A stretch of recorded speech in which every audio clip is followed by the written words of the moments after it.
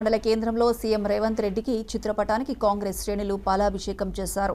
ఈ కార్యక్రమానికి ముఖ్య అతిథిగా వైరా శాసన సభ్యులు రామదాస్ నాయక్ హాజరయ్యారు। రైతులకు 2 లక్షల రూపాయల రుణమాఫీ ప్రకటించిన సందర్భంగా ఈ కార్యక్రమం నిర్వహించారు।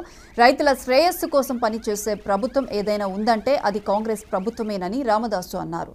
2 లక్షల రూపాయల రుణమాఫీ చేస్తారా అని ఎద్దేవా చేసిన బీఆర్ఎస్ కు ఇది చెంపపెట్టు లాంటిదని విమర్శించారు।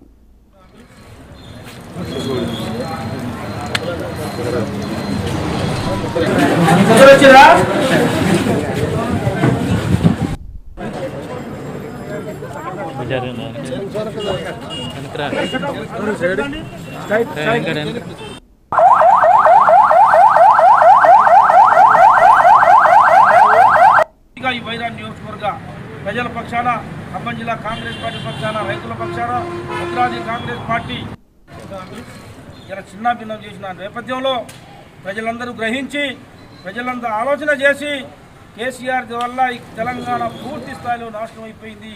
దీన్ని ఏది ఏమైనా కూడా కేసీఆర్ ఇంటికి పంపాలి, కాంగ్రెస్ పార్టీని అధికారంలోకి తేవాలి, ఇందిరమ్మ రాజ్యం రావాలని కోరుకొని ఇష్టపడి ఇందిరమ్మ రాజ్యాన్ని మనం అధికారంలో తెచ్చుకున్న పరిస్థితి చూసాం।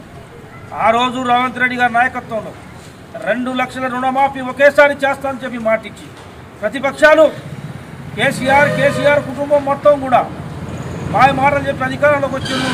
రేవంత్ రెడ్డి నాయకత్వంలో మోసం చేసి అధికారంలోకి వచ్చిండ్రు।